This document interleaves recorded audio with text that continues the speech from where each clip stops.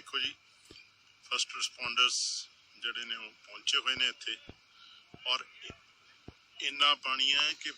boats ਜਿਹੜੀਆਂ ਨੇ